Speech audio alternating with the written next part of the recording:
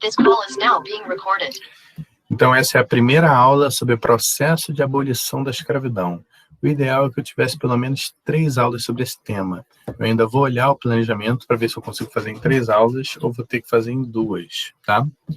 Então, hoje eu optei por colocar vários elementos ligados ao processo de abolição da escravidão, mas que nenhum deles acabava efetivamente com a escravidão.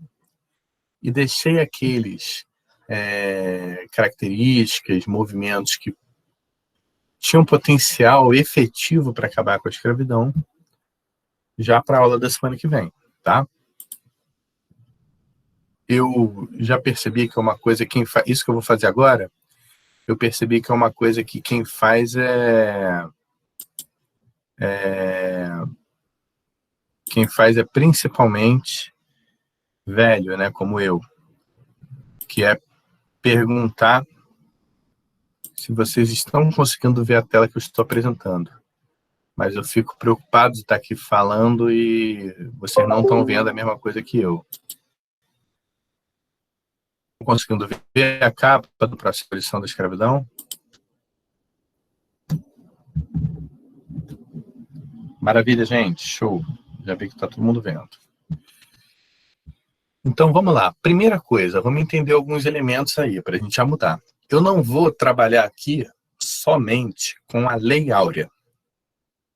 Todo mundo já ouviu falar, ou a maioria pelo menos, né? Uma lei que foi sancionada pela Princesa Isabel. Às vezes, quando se pensa em abolição da escravidão, no fim da escravidão no Brasil, pensa-se nessa lei. Ela tem uma importância, uma relevância, mas foi um processo, foi algo muito maior, num tempo muito mais longo, que teve vários fatores que contribuíram, tá? Essa lei é só um desses elementos.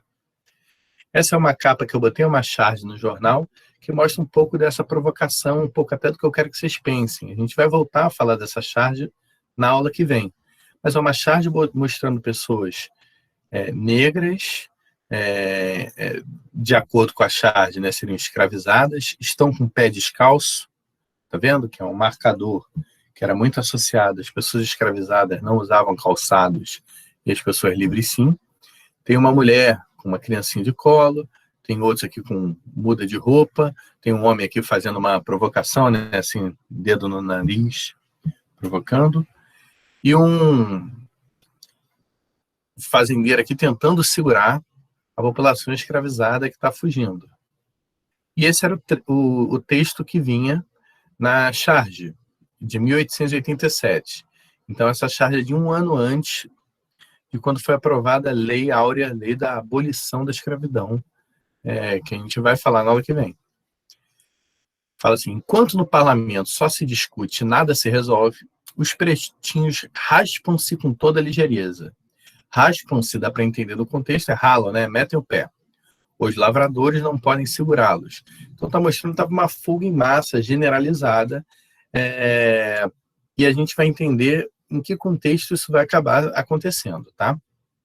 Para isso, vai ser fundamental a gente entender alguns fatores relacionados à escravidão.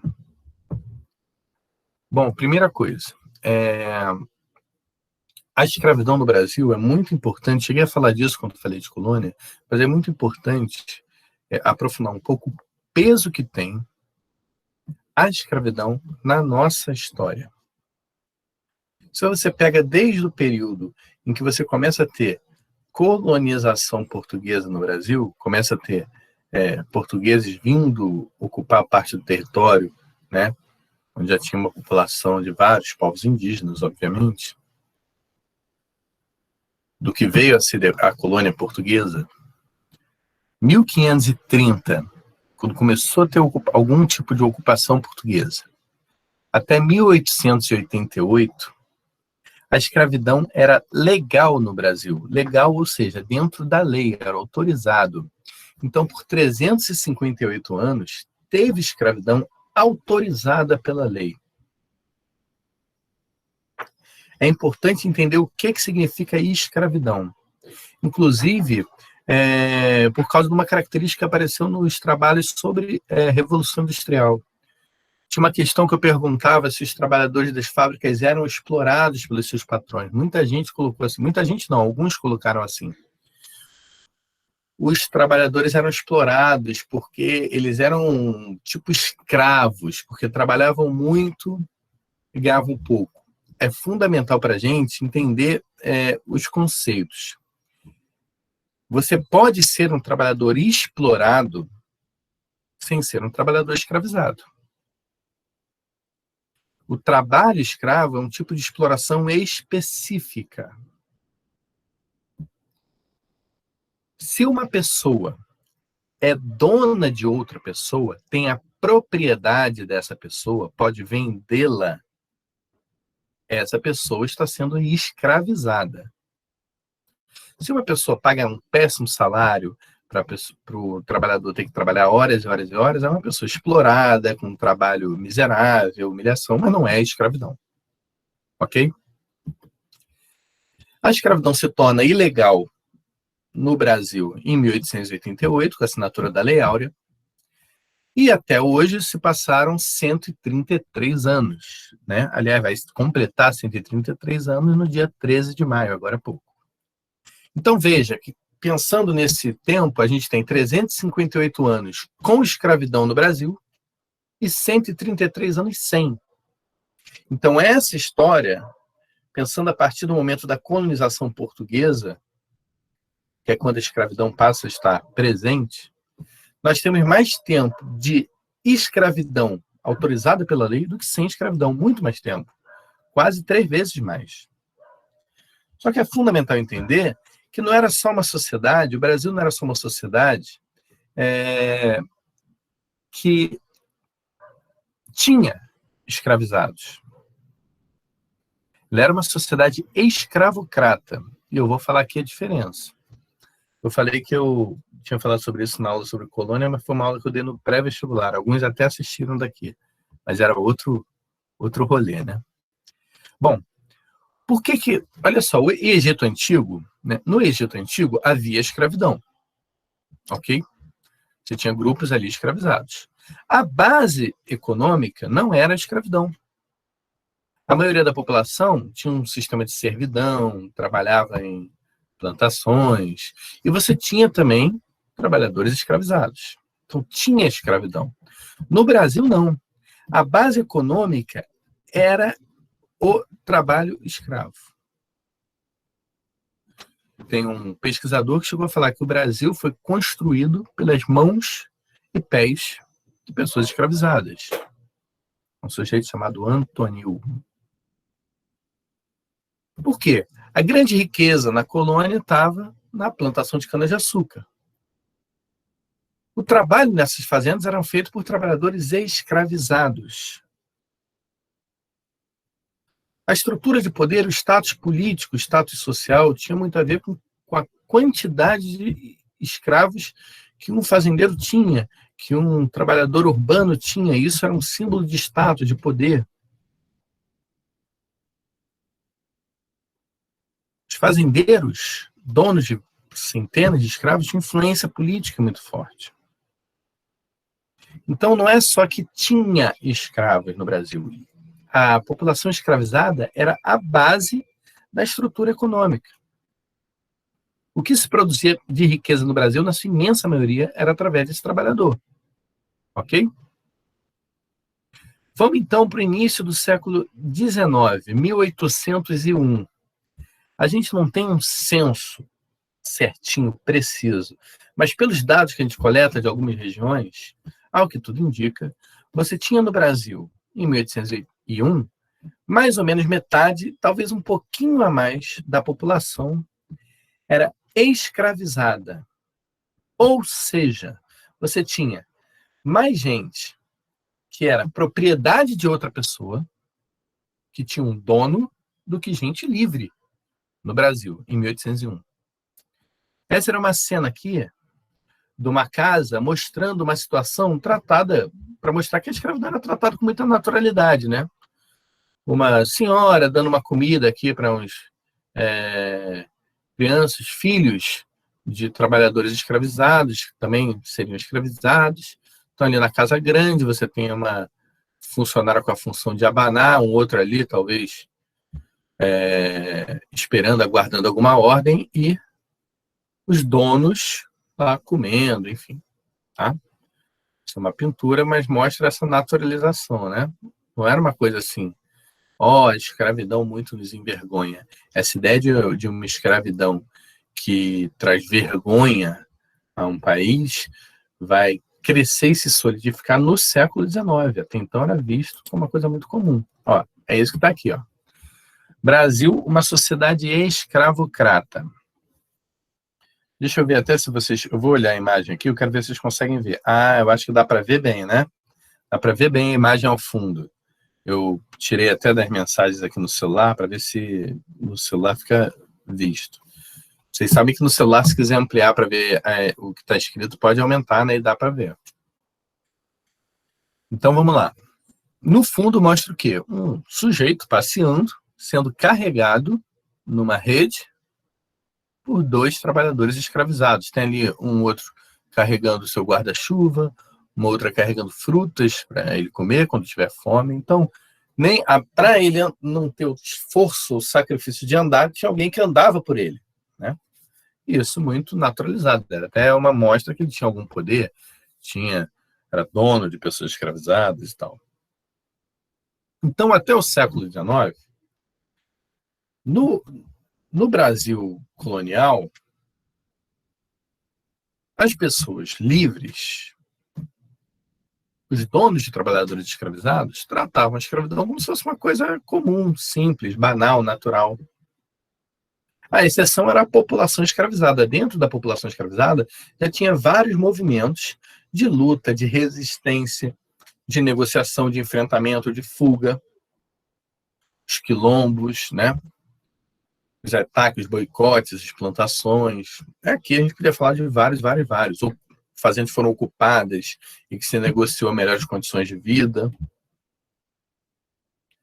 A população escravizada, dentro dela, havia vários movimentos de luta, resistência e enfrentamento. Fora dela, o resto da população via aquilo como uma coisa corriqueira, que era assim mesmo e bola para frente. E você tinha justificativas para isso. Por que a escravidão era aceita? Por que era considerado aceitável que uma pessoa fosse dona de outra pessoa? Primeiro, você tem o discurso da dependência econômica. Falava assim, olha, o Brasil, a nossa economia depende do trabalhador escravizado. Nossa maior riqueza é a plantação de cana-de-açúcar. Depois, nossa maior riqueza é o ouro em Minas Gerais. Ou nossa maior riqueza é o café no Sudeste. Em todos essas atividades econômicas, a plantação de cana-de-açúcar e café, a extração de ouro, a base dos trabalhadores eram pessoas escravizadas. Então falava, a gente não pode ficar sem o trabalhador escravizado porque vai quebrar a economia. Já ouviram esse discurso de assim, a vida dessa pessoa não importa tanto porque a gente não pode prejudicar a economia? Já tinha aqui no século XIX. Tinha também o discurso do direito à propriedade. Falava, ora, eu comprei. Se eu comprei, eu paguei por essa pessoa. Se eu paguei, tenho o direito a manter essa propriedade. Então, era uma disputa para debater qual direito valia mais. O direito da pessoa à sua própria vida, à liberdade, ou o direito do sujeito que pagou ser dono dessa pessoa. Hoje em dia, num debate entre nós, eu acho difícil que isso seja uma polêmica, né? Vai todo mundo falar, não. Né? O sujeito pagou para ser dono de outra pessoa, só lamento, né? A pessoa tem o direito à vida e à sua liberdade. Pelo menos assim, num campo teórico mais aberto, acredito que isso seja bastante consensual. Na época não era. Havia o justificativa também de civilizar a população escravizada. Falava assim, ora, a gente está fazendo um favor para essa população.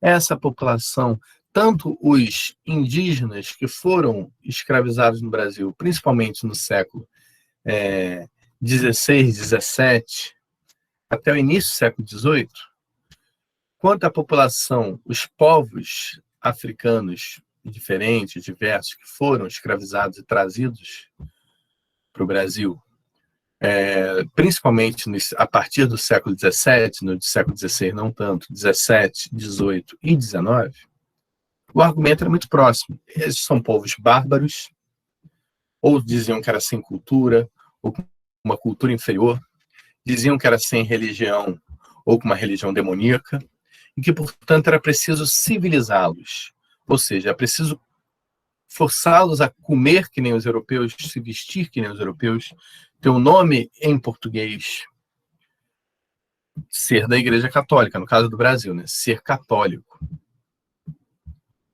E isso se tratava também, estava vinculado com a ideia da vontade de Deus, né? Que se uma pessoa nasceu filho de um escravo, se dizia, era muito comum dizer que era porque Deus queria que essa pessoa fosse escravizada. Por isso que Deus colocou ali naquela situação. Então se colocava a responsabilidade para Deus de uma construção social feita pelos homens, né, de exploração de um ser humano sobre o outro ser humano. Esse discurso de que a escravidão foi benéfica porque catequizou as populações africanas, forçou populações africanas que não eram católicas a se tornar católica, infelizmente, ecoa até hoje. Tem gente que até hoje usa isso como argumento justificativo. Isso daqui, gente, até agora eu não entrei no processo de abolição da escravidão, né? Eu estou tentando fazer um apanhado bem geral do que era a escravidão no Brasil, tá? E no início do século XIX, parecia que era uma coisa muito consolidada. Isso vai virar, ao longo do século XIX, vai ter uma grande mudança que vai levar o Brasil de ter 50% ou um pouquinho mais da população escravizada em 1801, para, quando a Lei Áurea vai ser assinada, em 1888, 4% da população ser escravizada. Então, a primeira coisa é a gente entender como é que se deu esse processo, como é que saiu de metade da população escravizada para uma pessoa a cada 25. Uma pessoa a cada 2 para uma a cada 25. Então, a gente vai entender o que aconteceu no século XIX para ter essa mudança, tá? São vários fatores diferentes, eu vou mostrar alguns. Eu vou começar aqui. Primeiro, tá? Primeiro eu vou falar de algumas mudanças externas, fora do Brasil, que tiveram influências aqui. Primeiro, a gente tem a Revolução Francesa, que é no final do século XVIII. E na Revolução Francesa, que vai se espalhar, os ideais da Revolução Francesa vão se espalhar pelo mundo, o que é que eles estão falando? Normalmente, quando o dólar de segundo ano, isso é uma matéria de revisão de segundo ano, eu também já dei Revolução Francesa. Mas, basicamente, foi um movimento que acaba com os privilégios da nobreza, famílias que nasciam com famílias tradicionais tinham título de nobreza, e diziam, era um movimento na França que dizia o seguinte: todos os cidadãos, todos são iguais perante a lei. A lei, então, tem que valer para todos. Uma punição que vale para um, vale para outro. Essa ideia de que todos são iguais perante a lei, ela está presente em várias constituições do mundo hoje, influência da época da Revolução Francesa, inclusive do Brasil. A gente pode discutir que, na prática, isso não acontece de fato. Mas, em teoria, está lá escrito: todos são iguais perante a lei. E está dizendo que o direito à liberdade é um direito inalienável. Aqui, essa é a bandeira da França, com as 3 cores, e com o lema da Revolução Francesa: liberdade, igualdade e fraternidade. Fraternidade tem a ver com união entre os povos, união entre todos, etc. Igualdade tem a ver com igualdade de direitos, todos têm os mesmos direitos, isso se choca diretamente com a escravidão. E liberdade também, não preciso nem falar, também se choca com a escravidão. A França vai, inclusive, entrar numa grande contradição, num grande debate sobre as suas colônias, porque nas suas colônias, nas colônias francesas, ainda havia escravidão. E vai continuar havendo? Não vai? Como é que fica isso? A Inglaterra industrial também vai ter um peso de influência na pressão. A Inglaterra, fruto da Revolução Industrial que a gente viu nas aulas passadas, também vai ter um peso muito grande com essa ideia de que a escravidão não podia continuar. Lembrando que a Revolução Industrial também começa no século XVIII e vai se estender ao longo do século XIX, XX, por aí vai. Quando você vai ter fábricas que vai produzir muito mais, vai fazer centenas, milhares de sapatos, centenas, milhares de camisas, você vai precisar de matéria-prima, e você vai precisar também de mercado consumidor. Vai precisar de trabalhadores que consumam esses produtos. E para isso é fundamental que tenha circulação de dinheiro, para poder circular também as mercadorias. Não interessava para a Inglaterra que tivesse várias sociedades no mundo onde a escravidão se mantinha. Isso, o trabalhador escravizado não recebia salário. Então não circulava ali o dinheiro e não era possível comprar produtos ingleses. Ah, mas esse trabalhador, plantação de cana-de-açúcar, vai conseguir comprar uma cabeça inglesa? A princípio, não. Mas, por exemplo, vai circulando o dinheiro, vai ter o dono da venda que vai vender produtos para esses trabalhadores. Isso vai chegar na cidade, essa circulação de dinheiro, então alguém que vai ganhar mais com isso vai conseguir comprar os produtos da Inglaterra. Você circula esse dinheiro e circula a mercadoria. Outro fator importante na Inglaterra foi a Igreja Anglicana, que se colocou contra a escravidão e pressionou, mobilizou, inclusive algumas regiões participou de revoltas contra a escravidão. Então, acabando fazendo essa campanha de convencimento contra esse sistema de opressão e violência, né? Você tem também um outro fator fundamental. Deixa eu mostrar essa imagem aqui. Ó. Essa é uma imagem, ó. Uma sociedade, ou seja, uma associação de pessoas, né? Falando bretãos e estrangeiros contra a escravidão, né? É uma sociedade de pessoas da Grã-Bretanha, Inglaterra, grande Inglaterra, né? As outras regiões controladas ali pela coroa inglesa, e estrangeiros contra a escravidão. Então, eles se mobilizavam para lutar contra esse sistema em todo o mundo. Está aqui o texto: eu não sou um homem e um irmão, né? Se eu sou escravizado, eu não sou um homem, não sou tratado como homem nem como irmão. Por fim, a Igreja Católica. A Igreja Católica, no século XVIII, no século XVII, você tem bulas papais que justificam a escravidão, eram contra, já se posicionaram bem cedo até, principalmente a Companhia de Jesus, mas depois a igreja como um todo, contra a escravidão de indígenas, mas justificou, legitimou, em certa medida apoiou em várias bulas papais a escravidão de povos africanos, né? Muito com esse argumento, inclusive, da catequese, civilizar, forçando-o a se tornar católico, dar a chance de entrar no paraíso. Então, que era um favor que se fazia para essa população escravizada. No século XIX, isso muda. Muito por brigas e disputas internas, né? É sempre importante lembrar que a Igreja Católica é gigantesca. Então, sempre tem nela, apesar de ser uma instituição extremamente hierarquizada, sempre tem nela várias visões de mundo diferentes, estão em disputas.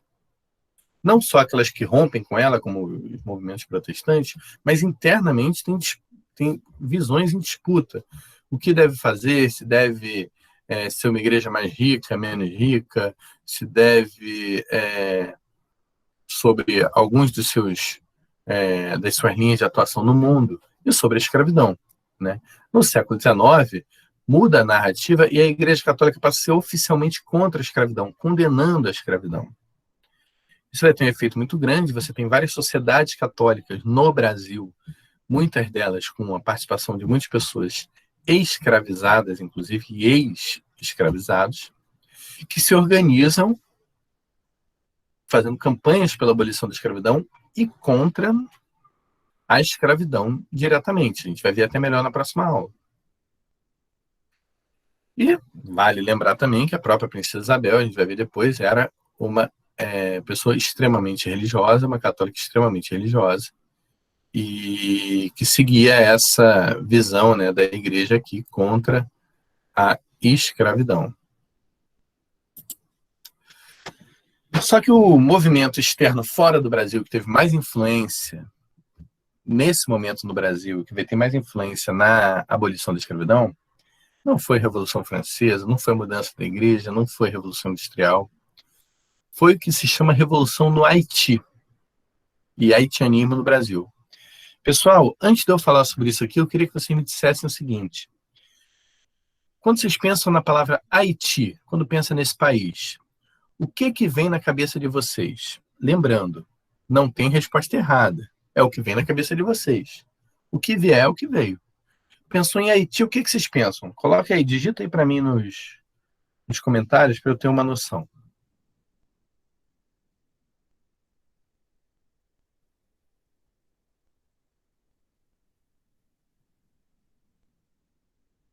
Ó, 3 pessoas já colocaram, vamos lá. 4.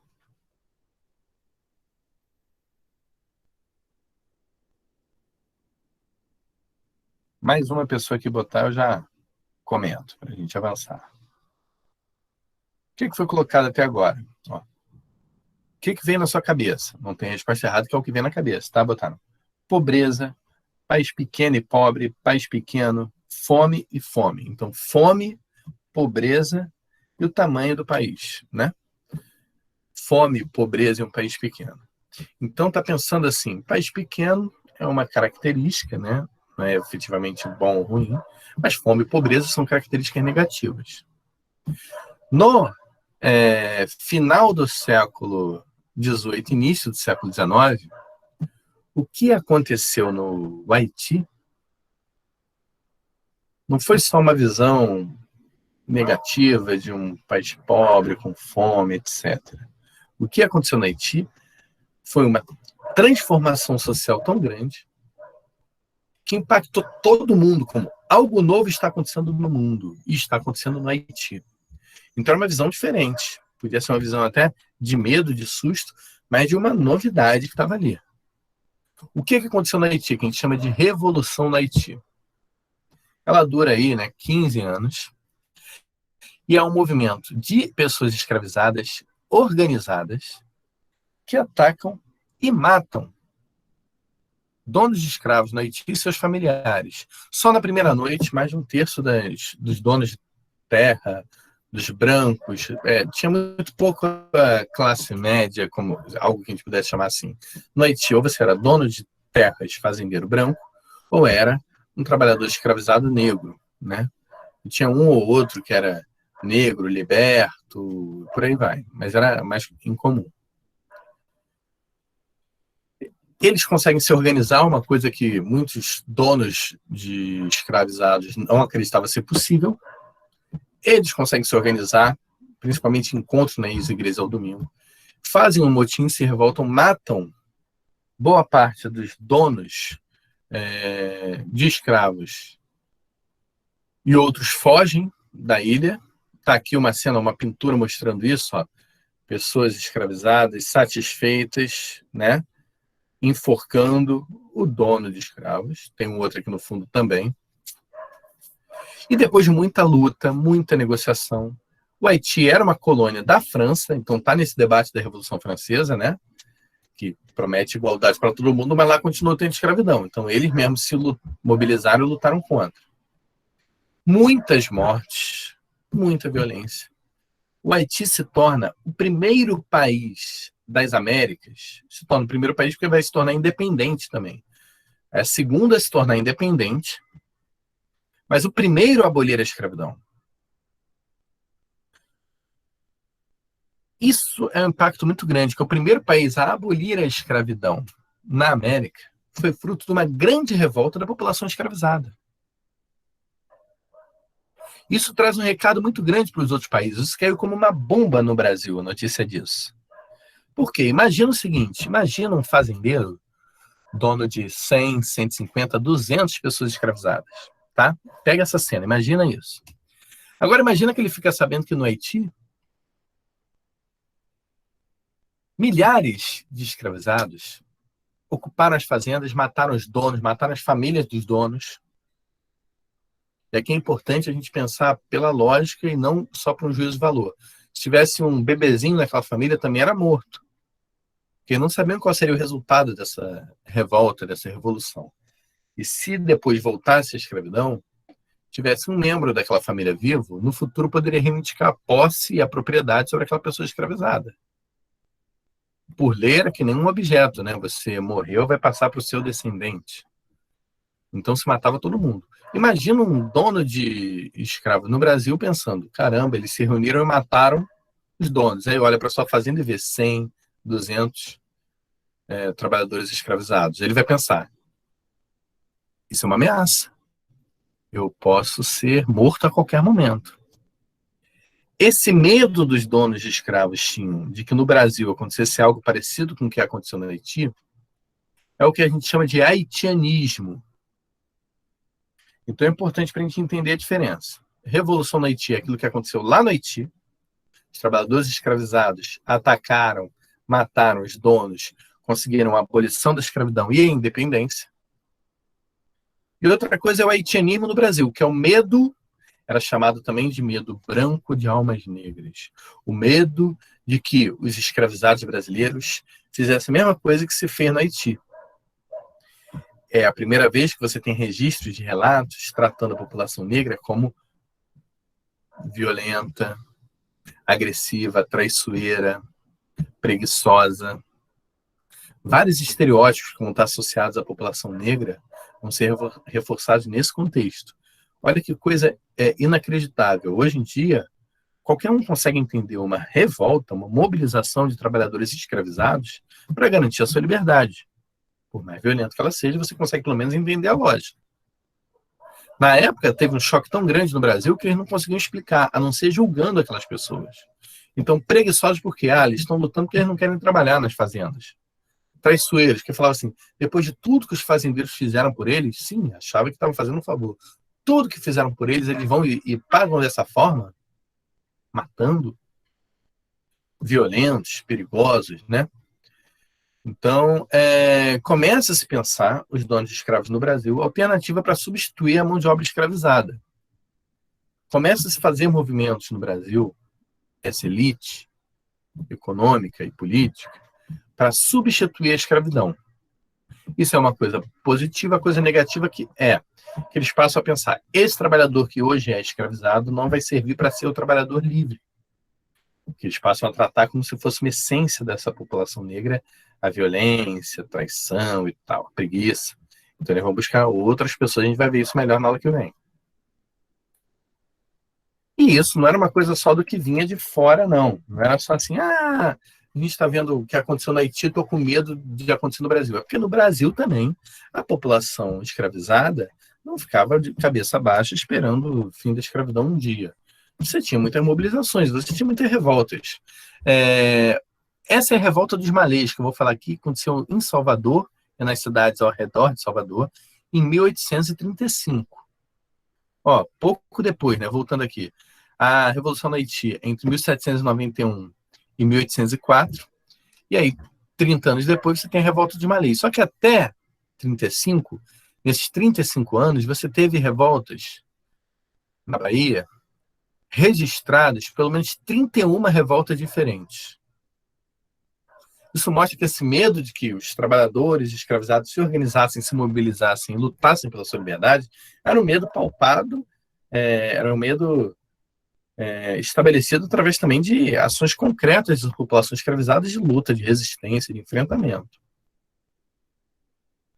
A tal ponto que a pessoa escravizada que nascesse na Bahia, depois disso aqui, ia perder muito valor de mercado, as pessoas não iam querer comprar, iam ter medo de ser um trabalhador mais revoltado, porque tinha essa mobilização de luta. Essa revolta específica, malê, era como é chamado os trabalhadores escravizados de origem muçulmana.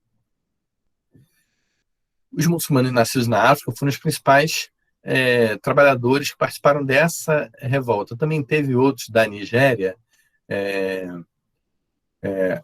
que não eram muçulmanos, né?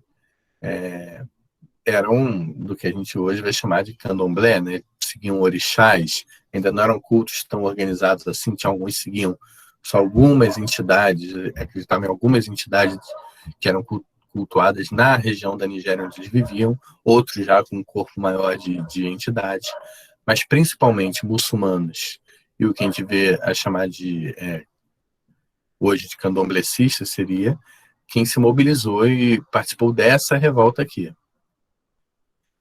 Uma coisa importante, assim, tem algumas regras que o muçulmano deve seguir ao longo da sua vida, né? Uma delas é que, se ele puder, ele tem que ele mesmo ler o Alcorão, o livro sagrado, né? Como se fosse a Bíblia dos muçulmanos, né? Ele mesmo ler, não alguém ler para ele. E na época, para você ler isso, você tinha que se alfabetizar em árabe. Muitas pessoas escravizadas tinham esse conhecimento e passavam para outros. Então, eles aprendiam árabe. E com isso, eles conseguiam se comunicar, passar bilhetes e organizar essa revolta sem que fosse descoberto pelos donos. Porque eles conseguiam, muitos desses pessoas escravizadas eram alfabetizados em árabe e conseguiam passar esse recado sem ser descoberto. Mais uma vez, né, a população escravizada foi subestimada. Eles achavam que eram incapazes de se organizar. Não só se organizavam, mas se organizavam em outra língua, né? E o objetivo dessa revolta era a abolição da escravidão na região, acabar com a escravidão naquela região, e tornar aquela região, que seria ali próximo do que é hoje a Bahia, uma região independente do Brasil, com outras regras, né? Inclusive uma região que, em vez de ter a religião católica como obrigatória, seria a religião muçulmana como obrigatória. Em termos concretos, você teve dezenas de mortes, milhares de deportações, milhares que lutaram nessa revolta foram deportados para o continente africano e expulsos. E esse medo de que essas revoltas se intensificassem, que os donos fossem mortos, amplia-se, aumenta. Ok? Apesar de não ter conseguido o seu objetivo, né, a abolição da escravidão, a independência da região, isso teve um impacto, sim, dessa elite se sentir ainda mais ameaçada.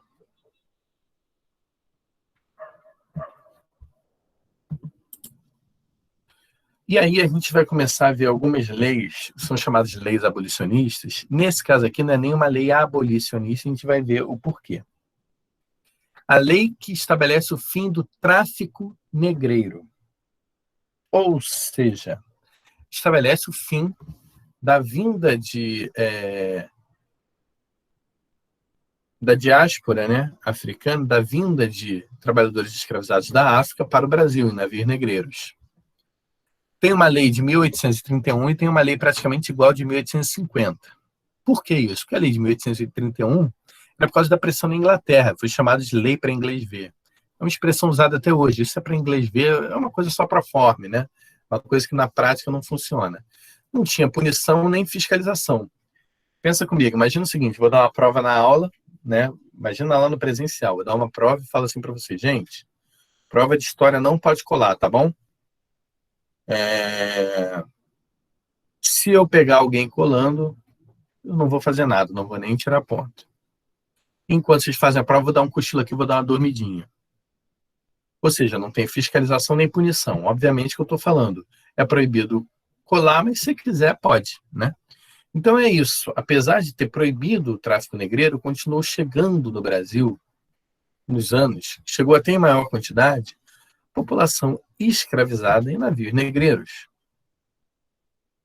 que pela lei eram ilegais, eram escravizados, estavam no Brasil escravizados de forma ilegal. Em 1850, depois de muita pressão, de aprovado novas leis na Inglaterra, permitindo, inclusive, abater navios brasileiros que fizessem esse transporte de pessoas escravizadas, se aprova uma nova lei, igual, só que prevendo fiscalização e punição. Então, você vai ter aí sim uma redução da vinda de pessoas escravizadas do continente africano. Eu não sei se vai dar para ver aqui esse primeiro mapa, mas esse segundo traz o número, né, de pessoas escravizadas importadas para o Brasil. Você vê que continua tendo fluxo, mesmo depois da lei. A lei foi em 31, está aqui em 42, 17 mil pessoas escravizadas vieram para o Brasil. Depois em 43, 19, 22, 19, 46, quando já tinha notícia de que estava se articulando já uma nova lei para proibir de vez, com fiscalização e punição, esse tráfico de pessoas escravizadas, vai entrar no Brasil mais de 50 mil de pessoas escravizadas. Depois 56, depois 60, 54. Ou seja, até se amplia antes que essa lei trouxesse algum prejuízo. Já em 50 cai pela metade, depois vai cair para 3 mil, depois para 700, depois para 128. Ou seja, reduz muito significativamente o número de pessoas escravizadas que chegam no Brasil. Agora, eu vou fazer uma pergunta para vocês, quero que você pense comigo. Isso daqui passa a proibir a pessoa escravizada de ser trazida do continente africano para o Brasil. Isso significa, só com essa lei, A escravidão no Brasil ia acabar em algum momento?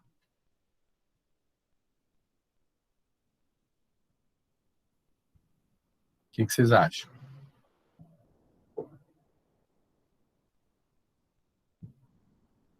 Vou responder já, tá?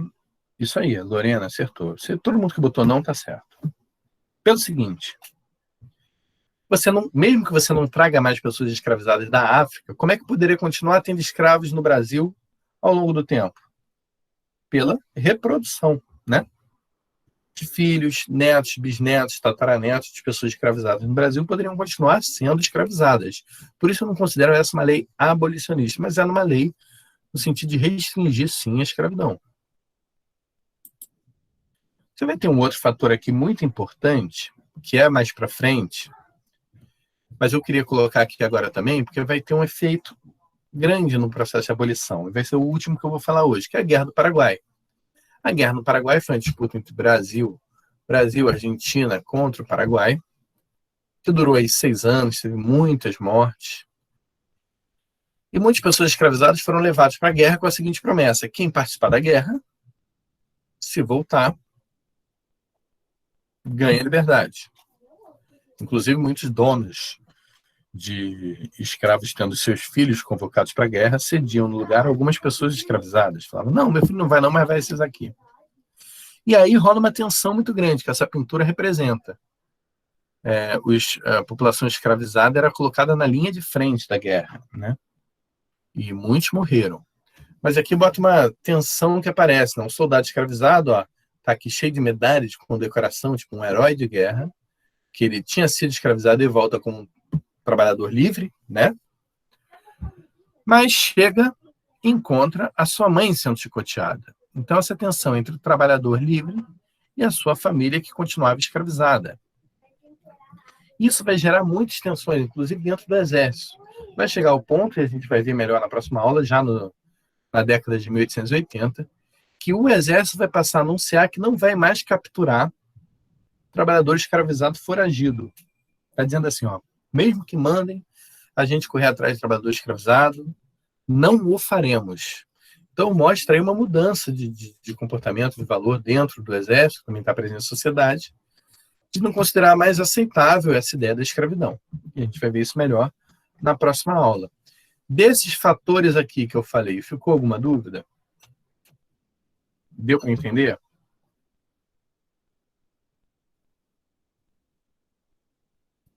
Maravilha, Márcia. Então, olha só. O que a gente falou foram alguns fatores, tem muitos outros que a gente vai ver, que começam a mostrar uma mudança naquela sociedade, que aceitava a escravidão como uma coisa normal e passa a ter uma tensão, um incômodo com a escravidão. Na aula que vem, a gente vai ver leis efetivamente abolicionistas, lei do ventre livre, depois a lei áurea, vai ver a organização de pessoas escravizadas e livres contra a escravidão, e vai ver também, vai discutir um pouco sobre a própria lei áurea e o que acontece não só com a população escravizada que passa a ser liberta a partir de então, quanto com o Brasil no fim do século XIX e no início do XX, ok? Então é isso, gente. Vou fechar aqui a apresentação e vou parar a gravação.